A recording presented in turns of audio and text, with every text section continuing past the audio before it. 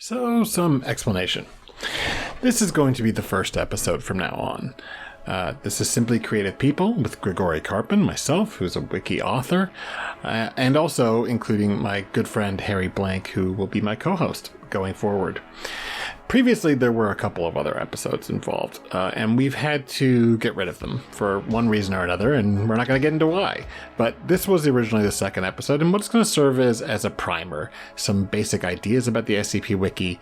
It's just myself on this first episode, but after that, Harry will be on, and we will have many guests on, and we will discuss things, and we will have fun. Trust me, we've got lots and lots of episodes ahead in front of you. So if this is the first time you're listening, welcome. And welcome.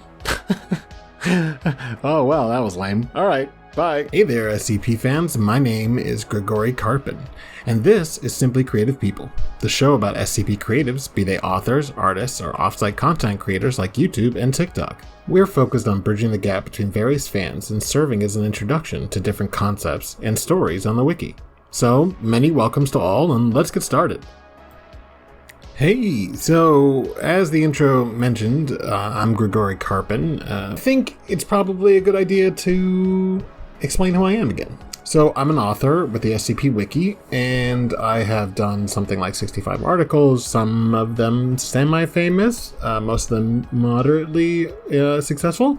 And, I've really enjoyed my time there. And the idea behind this podcast was to give voice to creators in ways that might be informative for the fans and for, other creatives.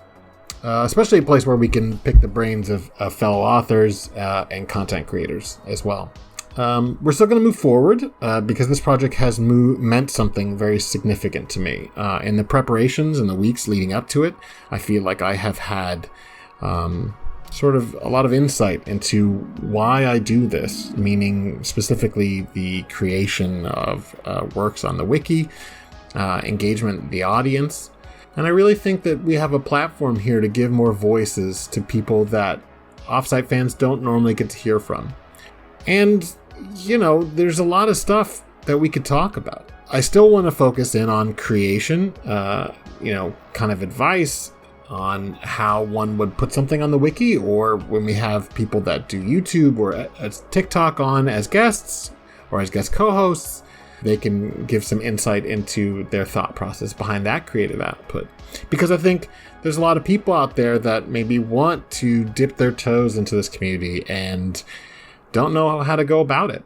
I thought today, as I'm looking into some options for co-hosts, which I think we have some leads, because what I would like to do is I don't want to change the format of the show. I still want to encourage reading on the wiki through creation and bridging the gap for those who feel like the site is a little too intimidating, because I think the wiki is something truly wonderful and unique while also being fairly intimidating. There's something like, 6,400 SCP articles, not to mention probably somewhere in the same ballpark of tales, which are prose. And based on some feedback that I've gotten on the first episode, I felt like it would be a good thing to do like a brief episode here in this time of transition, talking about the wiki and the concepts on the wiki in a more general fashion as a bit of an introduction. Now, the wiki, what the hell is the SCP Wiki? I think it's pretty easy. You could Google it. It's often called a collaborative fiction project. It's been going since 2008 or 9. A little fuzzy on that. Everyone knows what the first SCP was, 173. You could go look up incredible YouTube videos about the history of it. I'm not going to belabor the point there. But what is the actual idea behind it? I don't know exactly what was going through the heads of the first authors that came on board, but a lot of people have spent a lot of time writing really spectacular fiction in different formats on the wiki. What's interesting about it is collaborative, meaning if someone writes a story and as an author, I like a character or a concept that they put into motion in that story, whether it be an SCP or more of a prose tale, then I can take that character and add to it. Now, there is, I think, a lot of misconceptions because a lot of people think, well, once it's out on the wiki, it's the public's property. And that's not exactly true. Creative Commons is such that anyone can adapt or recreate your work when you put it out for Creative Commons, as long as they cite the source and the license and the author. And so in some ways, yeah, it is kind of like releasing it into the public, but, there is such a thing as doing something respectfully. So, if I saw something that Placeholder McDoctorate, who's a friend of mine, who's a very good author, had written, yesterday, and I wanted to do an article based on his characters there, I would probably talk to him first. And I would hope that I would encourage anyone that feels like doing videos or TikTok or podcasts or doing stories on the wiki, reach out. I love it when people talk to me about the stuff that I've written. It makes me feel great. It's sometimes hard to know what the audience is thinking. So if you found something that you find inspiring and you want to add to it, trust me, most likely that author will be interested in hearing from you. And if they have pretty strong opinions about adding to it, then that's something you should know ahead of time, probably. Now, there's something that's said a lot about there is no canon. Now, this is an old concept on the wiki. I don't know exactly when it started, but essentially what the idea is there's a lot of contradictions. I think it probably started with SCP files ending with like the end of the world or the destruction of the Foundation or, major cities. And then somebody else would write a story, an SCP that maybe contradicted it. And there was a lot of discussion early on about like, well, what is canon? Are we making something that is all tied together? And so pretty early on, I want to say, the concept of there being no canon, there is no canon, quote unquote, was put into place. Now, what does that mean exactly? Does that mean that everything that is written beforehand doesn't matter? No, not if you want to tell an interesting story in this medium. If you want to tell a story in this universe, you should probably pay attention to what other people have done. For example, the first episode was on Sarcasm. When I wrote my first Sarcasm article, which was my second one because I was a total nerd for it, I read up a lot on it. I tried to understand some of the concepts at play. I actually went and messaged Metaphysician who created Sarcasm and, sort of threw some ideas at him about this concept that I hadn't seen explored. And I only knew that because, I wanted to honor the stuff that had come before. Now, my stuff about Sarcasm does not match up to some of the other stuff that I've written along with friends about Sarcasm because of this concept of there is no canon. And so you kind of have to understand that there are these storylines and what is canonical and what isn't is connected in different ways to different articles. Now that can get confusing for an offsite fan, but in reality, it just means that if something is contradicting another article that you read, it's not really a problem because there is no attempt to try and keep everything on the same page. Now, while I say that, there are such things as canons, which I'll talk about in a little bit. And in those, you are trying to keep things straight within a canon. But the idea of there is no canon is more of a general statement. That if over here, Dr. Clef, way back when, wrote a story about how this character or that character was killed by 682 or was not killed by this or was that, and my story contradicts that, there's nothing wrong with that because I've just got a different idea about him. Now, the collaborative angle is really interesting, I think, because there are these transformative works that have been posted by authors that other authors have taken and ran with. For example, there is a concept on the wiki about an ancient imperialist culture called the Devites. They're some of the oldest concepts on the wiki, I believe. The first article was written by Assertive Roland, the author, and he wrote SCP-140. And that one has to do with a book that changes history. I don't believe that he wrote anything more on it, but the concept was so intriguing to people that people just started adding to it. Recently, I collated all the articles I thought were really, impactful about this group and made a hub for it. A hub is someplace on the wiki that you can find like-minded articles. Either they're all one story or they're semi-connected conceptually or thematically. That concept of the Devites started off as one thing and turned into something else over the last 10 plus years. Some of them contradict each other very dramatically, but it actually makes a lot of sense within that group of interest, which is a group outside of the Foundation, because their first article was about how they rewrote history. And so you can sort of hand wave anything about their strange reality being contradicting to from one article to the next, because it's specifically messing with causality and rewriting history, kind of retroactively rewriting reality. The coolest thing about that is that there have been some really interesting things that have grown organically by, each generation of author. I say generation, but it hasn't really been that long, but, sometimes it kind of feels like that. And, for myself, I, started writing about the Deva quite a bit because I found them so interesting, and because I found that most of the articles that had dealt with them were about a strange thing that was found, and it was interesting, but that was it. They didn't really go into it further about the culture, and it seemed like a really interesting thing, and so my goal was to try and maintain that mystery while also exploring the culture itself.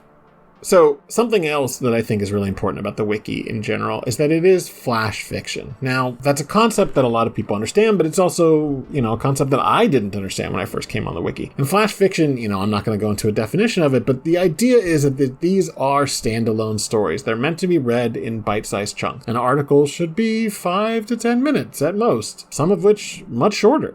I say that having been one of the authors who wrote 6,500, which is 96,000 words, which obviously takes many hours to read. So there is a large variety, and people will have very strong opinions about whether or not your article should be short or long or have collapsibles or not have collapsibles, which are basically just tables you open up in an article. You just gotta have to worry about the only real standard, the only real requirement for anything on the wiki is whether or not people enjoy it.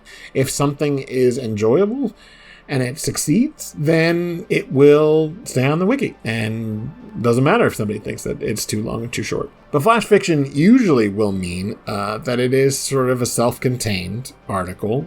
I, for one, always hold to Quantum's idea, I believe it was Quantum, that there should never really be a to be continued. So even though I and many others have written multi-part stories, I always aim to make each story sort of stand alone. You would get more context if you had read the previous stories, and they would be easy to find from that article. But if you were to read a single one of my stories in a series, hopefully you would be able to enjoy it on its own. And I think that's a core concept, the idea of flash fiction.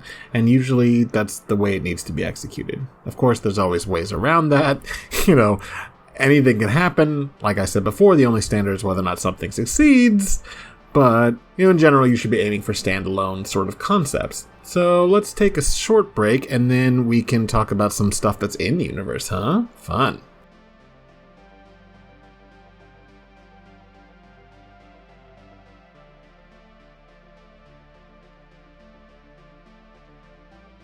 Okay, I'm back. So let's talk a little bit about what things are actually in universe. Now, this is going to be some pretty basic ideas, but the whole concept of the wiki is centered around an idea of a foundation, the SCP Foundation, Secure, Contain, Protect. Now, what the hell is the Foundation?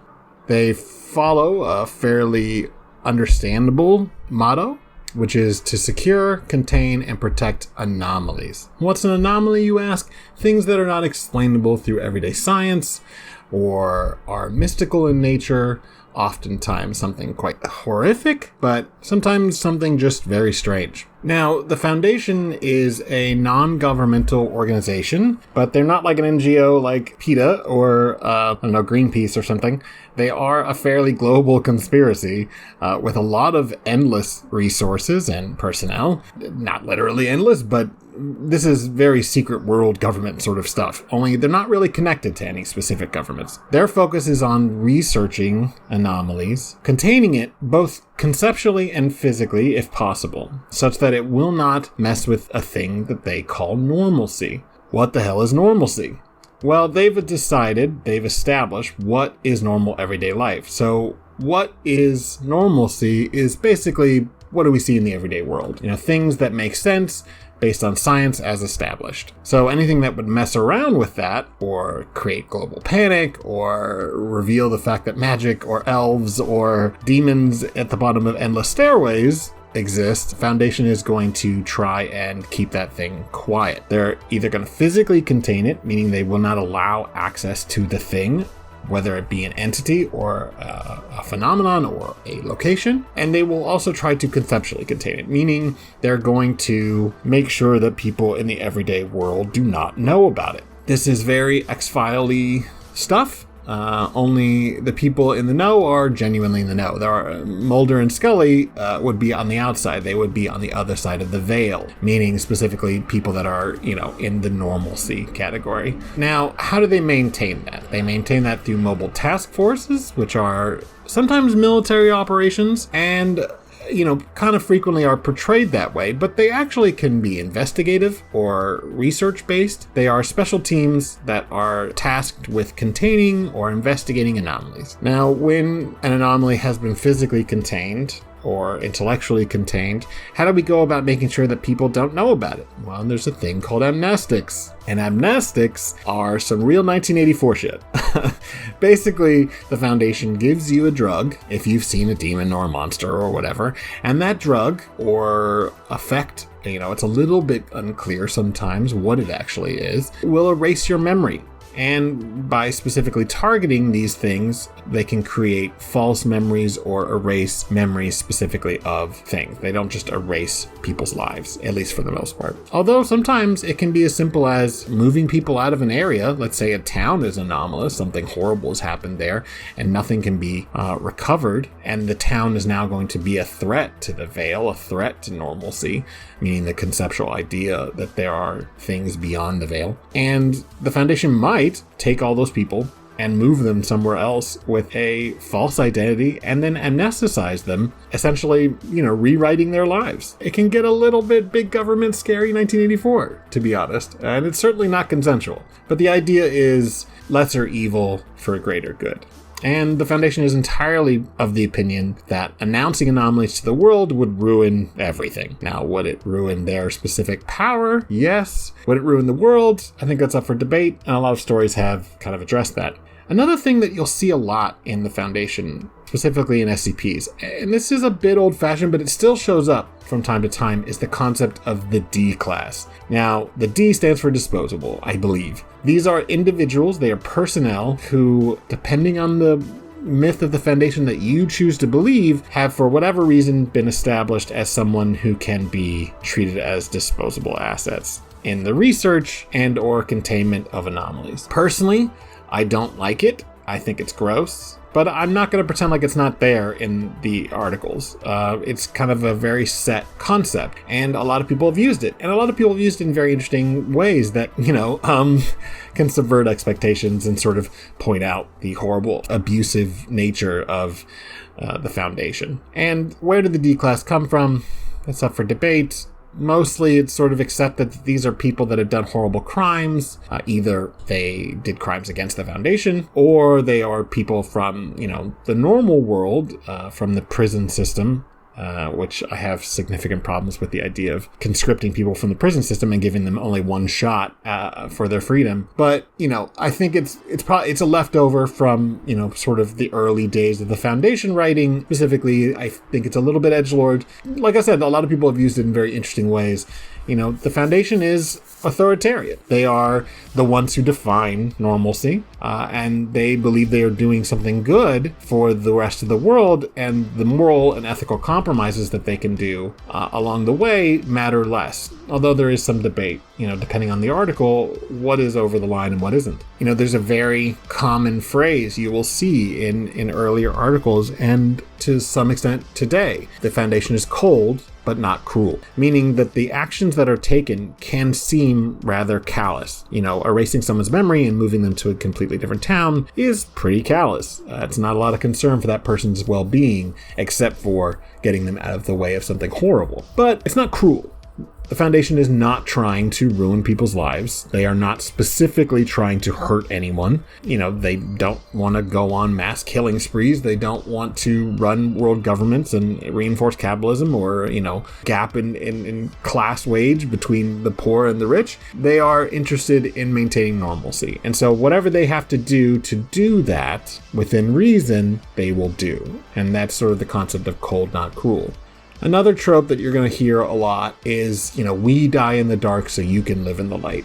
We being the Foundation, you being everyone outside of the Foundation. So people put themselves at risk in articles, whether they're an MTF or agent or a researcher or a DClass, these people are specifically putting themselves at pretty significant risk, either mentally, spiritually, or very often physically. There's a lot of red shirts. There's a lot of people that get treated as ways to show an anomaly is horribly dangerous by how quickly it kills someone. It can be pretty tropey. If you see someone, authentically saying, well, we die in the dark so you can live in the light, it really doesn't feel like the grounded version of the Foundation that I like.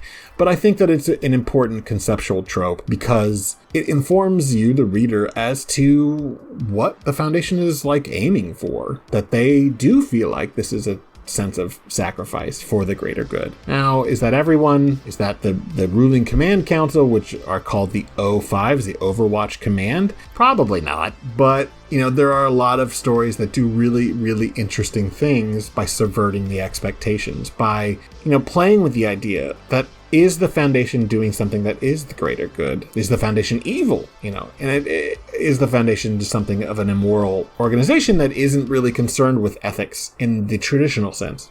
There is such a thing as an ethics committee in the Foundation, which deals with the mitigating circumstances of what is over the line, what specifically makes someone else morally sick, I guess. And debating on whether or not something is ethical or not is sort of always part of the conversation. And I think it's really, really interesting when people use the Foundation writings, meaning the SCPs, to sort of subvert the expectations. A lot of people, I think, off-site are going to think, hey, the Foundations they're heroes. They are standing up for the little guy by hiding away the horrible, monsters and surreal nightmare reality that is the everyday world, so that human society can continue moving relatively smoothly, pandemic or whatever notwithstanding.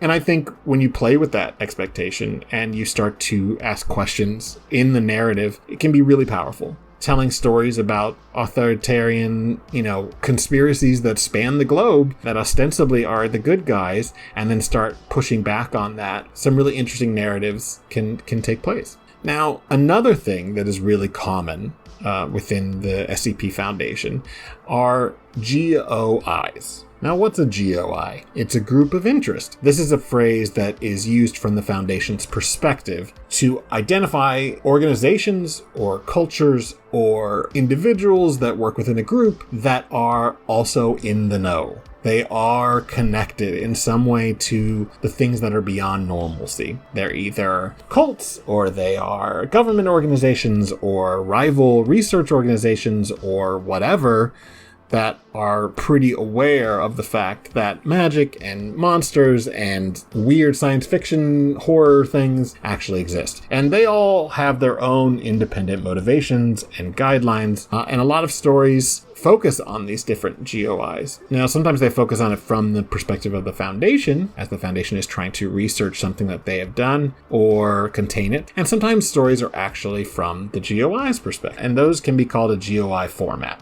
And each one kind of has its own. So what are some GOIs that you might be interested in? Well, if you listen to our first episode, Sarcasm is a big one for me, personally, because I like the body horror, strange, nuanced take on the weird eldritch death cults that are actually appropriated from another marginalized society. See that first episode if you're interested in that, and we'll cover them in more detail later on. Another interesting one is the Church of the Broken God, which is this hierarchical religion that has been around since, God knows, ancient Greece, at least, probably earlier, that has a very specific perspective where creator of the universe was evil, and to supplant their control over humanity, a god named Mechane, which is a god of cogwork, of gears, of machinery, stood up and sacrificed herself, so that the reality could, so humanity could survive. And that's why it is the Church of the Broken God. And there are a lot of different sects there, whether that's the Maxwellists or the Cogwork Orthodoxy, and these are all religious collectives, but they often will have a feeling of like secret societies, sometimes militarily, sometimes in the ways of like the best conspiracy stories. But these people are very much aware that anomalies are real. It's part of their religion, and they have insinuated themselves in society in such a way that the Foundation cannot just hide them away. But they're also pretty invested in making sure that the everyday person does not know about it as well. So they are not usually seen as a threat to normalcy, and in fact, the Foundation has worked with them on multiple occasions. I've already mentioned the Devites, which are this imperialist, slave-owning colonial group that basically ruled all of Central Asia and pushed into other parts of the world, and basically they had never seen anyone that they didn't think would make a good slave except for other Deva. There's some debate about whether or not the Devas as ruling class were actually human, or if they were just setting themselves up as godlike in their societies. But an interesting thing about them is that they are focused on a couple different things. One being blood sacrifice, so you get some very interesting, almost necromancy ideas, although it's not as tropey as you might imagine, because oftentimes the blood sacrifice is used for things like retroactively changing history or having a plant tell you the future of your bloodline. Some really interesting things. And they're also really focused on agriculture. A lot of the anomalies have been focused on things like anomalous bees that are capable of making sure that other anomalous plants are cultivated in a way that's even possible in like the harshness of Siberian winters. There's a peach tree where it grows the head of a specific matriarch's concubine, so a sex slave, and that's it. I mean, the peach literally looks like a person's face. There are, like I said, trees that when activated through blood sacrifice will then tell a person's future and also their memories, but the future is mostly used for maintaining bloodline, so that they would be able to see if there would be genetic defects in specific types of pairings between possible mates, I guess. They're an interesting one, and they're definitely more mysterious than they are deeply explained. Starkism and Church of the Broken God, there's a lot of lore. Devites, not as much, because it has always been this society that, died out a long time ago, and a lot of their artifacts and anomalies have stuck around, but we don't really know that much about them. I wrote the Hub, which I mentioned earlier, and I tried to kind of evaluate this culture that is so focused on worshiping life through death, and also has the contradictory perspective of oppressing everyone around them and rewriting history over and over again. So they're very unique and very interesting, I think. There's also Dr. Wondertainment. I think the easiest way, and possibly a bit reductive way of describing Wondertainment is Willy Wonka if Willy Wonka made toys. Okay, so Dr. Wondertainment makes toys, oftentimes toys that are dangerous and like anomalous, meaning that they are like magical. Like imagine a little robot, like one of those wind-up robots you had when you were a kid. I'm showing my age, I guess. But this robot is alive. But it's literally a little tiny toy robot, even though it has like some deadly weapons attached to it. But it behaves in such a way as to be like compatible with being a toy. And Wondertainment is almost always connected to these sort of magical, wondrous, you'll excuse the pun, anomalies that are, focused on ostensibly making children happy, but oftentimes it is used in this very interesting, surreal, and sometimes frightening, but sometimes just interesting way of what are the sorts of conceptions and expectations we have on children and on growing up. Fifthism is an entirely different anomalous religion that, to be honest, I don't feel qualified really talking about. It's pretty strange. A lot of people have said it is an anomalous / magical / nightmare religion that's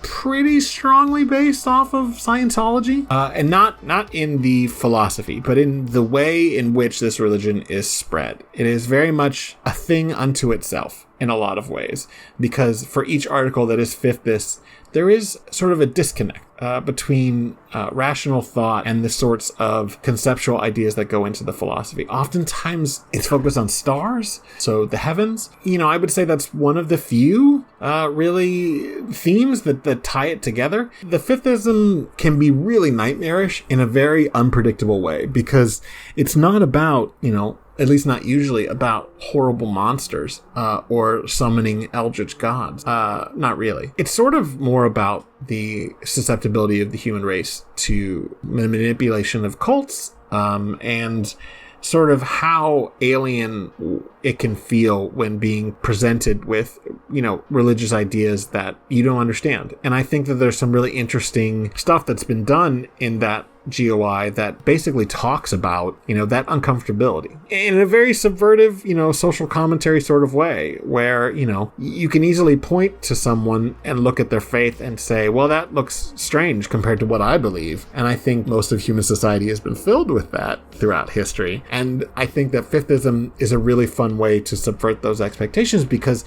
they are scary. They do have very strange ideas, and sometimes it just feels like it's dreamlike. But also, are they only scary because they are specifically different?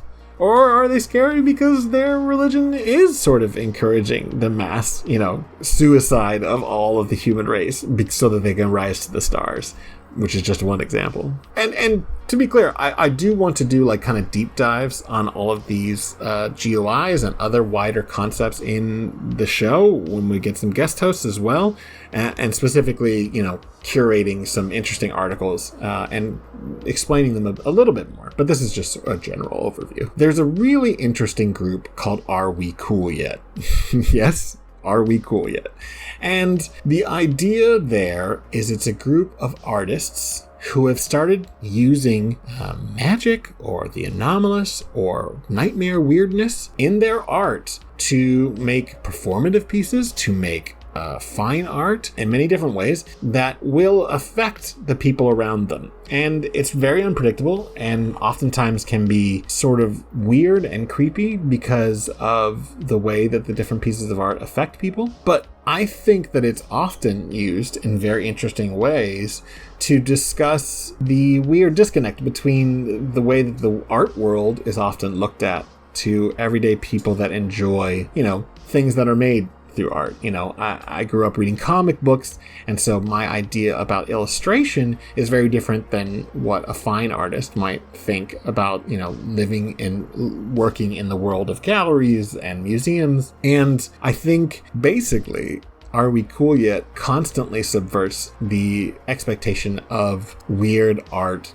and how art can be surreal and go and transport you to someplace new, and in this case, maybe someplace new that you don't want to go. There's also a group called Parawatch. Now, Parawatch is probably the most grounded GOI and the most ignorant, because Parawatch is basically an online forum within the universe of the SCP Foundation of everyday people that are investigating the paranormal. They don't really know what's going on. The Foundation tries to always keep them on the outside of what is reality, meaning specifically all the strange and horrible things that can be found. But what's fun about Parawatch articles is they're often patterned almost like a Wikipedia or a forum in sort of a slightly old-fashioned way. But if you might want to imagine something like Reddit or something like that, which is an online forum where everyone is dedicated to writing about the weird things that they are investigating. Now, Parawatch is really interesting because you have to be very subtle when you're writing them, because it has to be something that implies genuine, anomalies or magic or monsters, and they can never really know what's going on because that kind of ruins the magic. Either the Foundation steps in or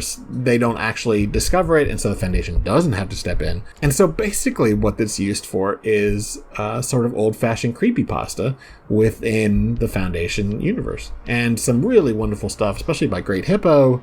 There was a recent one by IHP. Well, recent, I think it was last year. But the point is that if you click on the Parawatch hub, you're signing up to read about everyday people that don't know about the weirdness, except for they think there's something weird out there, and they're trying to investigate from the comfortability of their PCs or their mobile phones. And you can use those things to tell really interesting, grounded human stories while brushing up against the nightmare world. Something we're going to talk about next week in a pretty significant deep dive is the GOC. Now, the GOC is a group that is tied to the UN, at least ostensibly, and they are the Global Occult Coalition. We're going to go into deep next week, so I'm just going to go ahead and skip that one. And then, there's a lot of other ones, but I thought I might at least mention that I have made a GOI myself called Vikander Need Technical Media, or Victim, VKTM.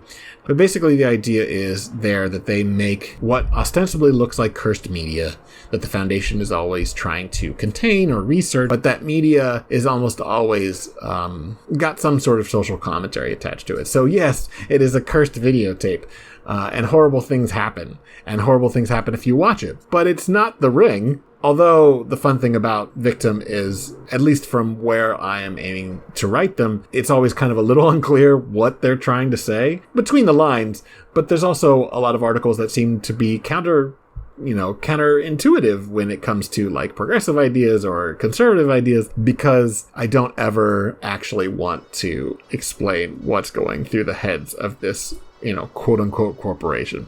We've used it for some really interesting stuff. A lot of other authors have contributed to talk about, sort of surreal nightmare horror that's maybe unsettling, maybe is funny, hopefully both. And I think we've done some good stuff with it. So those are some GOIs, and they each have their own hub. And there's off the left-hand side of the wiki, whenever you look at a page on the wiki, there's a side menu, and one of them is GOIs, and you can just click on that and look at all these different ones that you want to see. And I really encourage people to go and explore, because they're some of the most interesting stuff, I think. Now, before we go, I did want to talk a little bit about canon. I mentioned it earlier that there is no canon, but there sort of is, because within the Foundation, within the wider wiki of the articles, there are things called canons. Now, what this means is essentially it's a setting.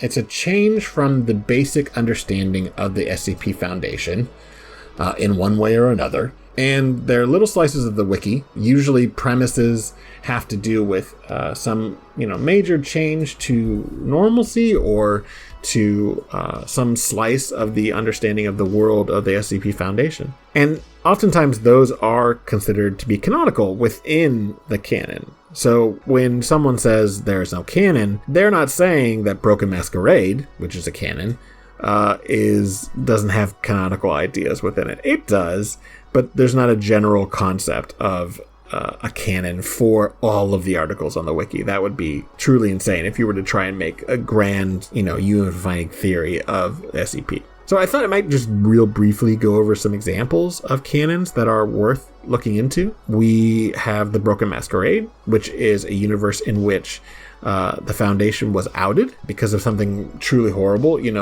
If something is wide enough in the public eye that it cannot be hidden, there's a threat of a Broken Masquerade scenario. And in this universe, in this canon, the Foundation has been completely outed, and they have been forced to take on government oversight. And this takes the form of a merging between the Global Occult Coalition and the SCP Foundation, kind of a joint partner organization, certainly focusing on the containment. They are still 100% still looking at securing, containing, and protecting, but now they're doing it in the public eye, which opens up a lot of interesting sort of geopolitical, sociological aspects to a story, because no longer can you just erase everyone's memory. Now you have to explain to a senator or to a UN member state what it is you did and why you did it. A lot of really interesting stories have been told in that canon. I highly recommend it. A different one is End of Death. Now this one's pretty strange. Essentially, what happens in End of Death is that the Foundation is experimenting with trying to send people through to the other side, or at least halfway through to the other side. Actually letting people who are half dead or, in a deep-seated coma, somehow evaluate what the afterlife is, And through a series of unfortunate events, death is killed, meaning literally the concept of death is destroyed by the Foundation's messing around with stuff. And all of a sudden, no one can die. Now, that sounds like a good thing, and I guess to some extent it would be, but that doesn't mean that everyone is immortal and, in the way that a Greek god would be. People that get shot in the head now just have to survive with the pain, and people don't die of old age. People don't die from disease. It just keeps getting worse. And that canon is very focused on the entire world coming out and trying to figure out how society is going to live with themselves. If people that have cancer or debilitating diseases don't end up dying, on the one hand, that's good because they're surviving these things, but their symptoms have just continued to get worse and horrible. That's also true of traumatic death as well. Somebody would have died in a horrible car accident. They are no longer dead, but their body is just as horribly mangled. And so the thing that's discussed, I think, a lot in there is, what is humanity? What is existence? And there's some really fun, crazy ideas that get thrown in there, and it really portrays the idea of death being destroyed as like sort of a bad thing, which I guess, is pretty relatable. There's apotheosis, which is a concept, and I believe it's a Greek word or a Latin word, I'm not really sure, about rising up and becoming a god. This has happened in history, in real life, where real life people have been deified after their death. Julius Caesar was famously deified by the Romans. In apotheosis, a strange thing has landed, and anyone that is within its range has, at least at first, has been changed in ways that is, almost like the X-Men. Like everyone kind of has their own anomaly. So everyday people that are under the effect of this event or horrible artifact crashing to the earth are then transformed in some way. Some of them in really messed up ways, but all in unique ways. And it sort of focuses in on the Foundation's attempt to contain these people and its failures to do so ultimately, because these individuals are so completely changed that they have become unto gods. Not literally, but it's a really strong story, and I think it's mostly done now, but it had some really interesting concepts about, again, what it is to be human and whether or not, if you are entirely changed on a physical and spiritual level, could you still be called human? SNC Plastics. Now, this is pretty grounded as well. The idea of SNC Plastics is heavily influenced by Twin Peaks or other slice-of-life stories that are set in strange environments. This is about a town called Sloths Pet in Wisconsin, I want to say. And basically everyone in this town is aware of the anomalous. Even the everyday people. And the agents of the Foundation that live and work in this town work for a cover company called SNC Plastics, SCP. And everyone kind of knows in town what they do.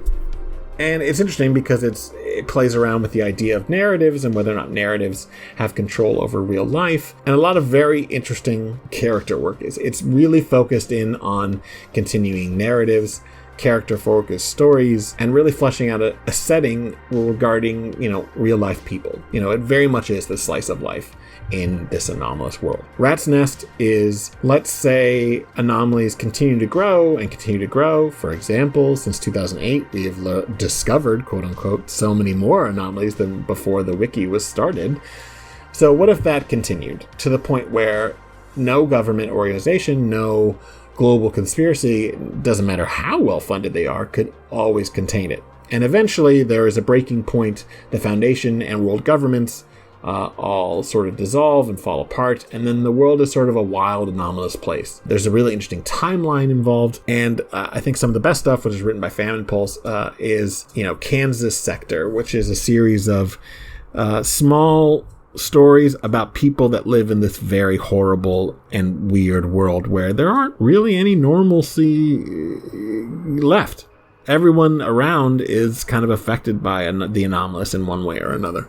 On Guard 43 is a canon that I've contributed to a lot, and that my friend Harry has pretty much brought about himself, although obviously there have been other contributors like myself and Placeholder McDoctorate and others. And On Guard 43 is a very Canada-focused canon. And, normally I don't think canons have location focuses, but this one has its focus on North American storytelling that is not, in the US. We see a lot of US-based storytelling on the wiki, even from writers that aren't US-based. And On Guard 43 establishes a series of characters, again, in a very slice-of-life fashion, but oftentimes are very larger than life, very funny. It's a lot of very witty character interactions, and also focusing a lot on the concepts of hard-to-contain anomalies. Things that are not stuff you can put in a box, at least usually. And I highly recommend it.